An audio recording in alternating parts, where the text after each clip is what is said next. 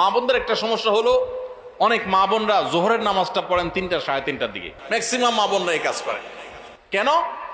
কারণ দুপুরে ওনারা রান্না বাড়া করেন, রান্না বাড়া করতে গিয়ে ওনারা শরীর ঘামায় টামায় যান, তখন শয়তান এসে মাসালা নিয়ে হাজির হয়। শয়তান ওনার মাথায় একটা মাসালা ঢুকায়। কি মাসালা ঢুকায়? বলে যে, দেখো বোন, তুমি এত কষ্ট করে এতক্ষণ রান্না বাড়া করলা, রান্না করে গেছো, গরমে ঘামায়া স্যাঁতসেঁতা হয়ে গেছো, এই শরীর নিয়ে তুমি আল্লাহর সামনে কেমনে দাঁড়াইবা বলো? তো এবার বোন শয়তানরে জিগায় মনে মনে আর কি, তাহলে কি করতে হবে?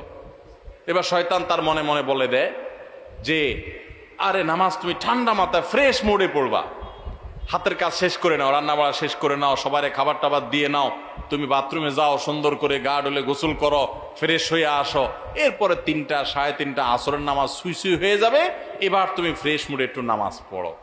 কাজটা কি ভালো হইলো না খারাপ হইলো? দেখতে কিন্তু ভালো মনে হচ্ছে, তাই না?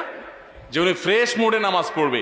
টাইম যদি পার হয়ে যায় তো এই ফ্রেশ মুডের 2 পয়সার কোনো মূল্য। আল্লাহ বলেছেন, ইন্নাস সালাতা কানাত আলাল মুমিনিনা কিতাবা মাওকুতা, নামাজ ইমানদারদের জন্য নির্দিষ্ট সময় পড়াটা ফরজ করা হয়েছে। এই জন্য মা বোনরা সময় হওয়ার পর দেরি না করে, অনেক মা বোনরা মসজিদে আজানের অপেক্ষা থাকেন, বলে মসজিদে পুরুষরা নামাজ না পড়লে মহিলারা বাসায় নামাজ পড়া যাবে না। না ভাই, পুরুষদের উপর ইসলাম এত ঝুলায় রাখে নাই মা বোনদেরকে। আরে মা বোনদেরকে যে পাওয়ার ইসলাম দিয়েছে, পৃথিবীর নারীবাদীদের 14 গোষ্ঠীর জন্মের বহু আগে ইসলাম নারীদেরকে আকাশে তুলে রেখেছে। এরা এগুলা চিন্তাও করতে পারবে না, এত মর্যাদা দিয়েছে।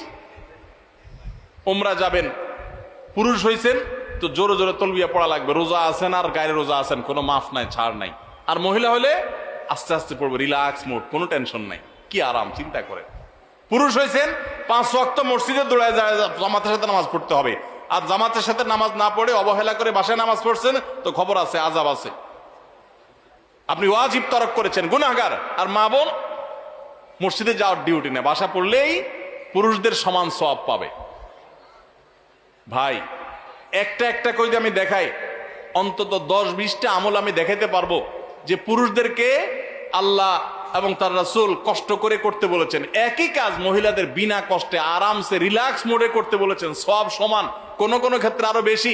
নবী সাল্লাল্লাহু আলাইহি ওয়াসাল্লাম বলেছেন, ওয়া বুয়ুতুহুন্না খায়রুল লাহুন্না, নবীজির মসজিদে এসে পুরুষরা নামাজ পড়ে যে সওয়াব পাবে, যেই মহিলা নবী সাল্লাল্লাহু আলাইহি ওয়াসাল্লাম পিছনে নামাজ পড়তে চেয়েছেন তিনি বলেছেন তুমি তোমার বাসায় পড়লে সওয়াব আরো বেশি হবে।